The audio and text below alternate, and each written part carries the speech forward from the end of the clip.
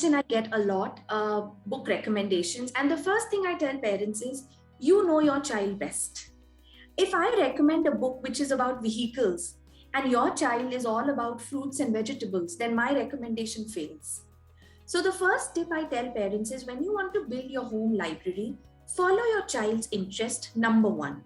So first exposure is, if my child is a foodie and he loves transport, the first books I will introduce to get him interested in books is books on transport and food.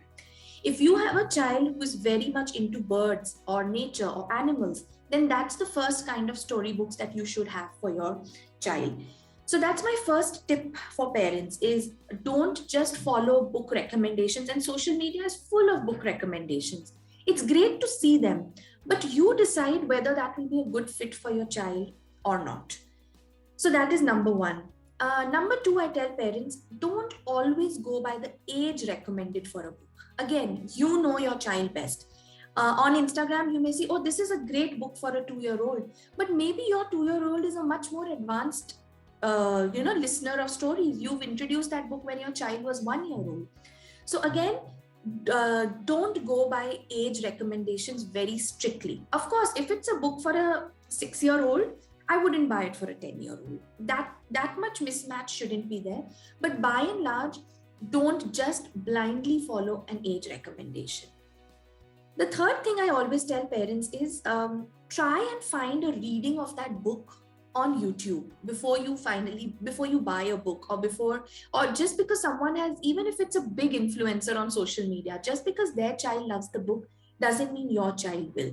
So what I do is, whenever I come across a good book, first I go through that book myself. I look it up on Google. What are the pages like? What are the pictures? What kind of content does it have? What kind of words does it have? And then sometimes I also show my son a reading of that book. So I show him what that book is like. If he shows genuine interest in the book, only then do I add it to my home library. So I would tell parents to stay away from blanket book recommendations that, oh, somebody said this book is good, so let's get it into our library. Always do a thorough checking and a vetting of the book before you bring it into your house. So I am not going to give you a list of recommended books. I'm going to give you tips for how to build your home library. So one more thing which I forgot to add was, it's also important to introduce a child to both fiction and non-fiction books. So just because my child likes vehicle books doesn't mean I will only show this is a bus, this is a truck. Vehicle books can also be turned into fiction books. So from a young age, it's important, when you are exposing your child to books, to sort of introduce both fiction as well as non-fiction.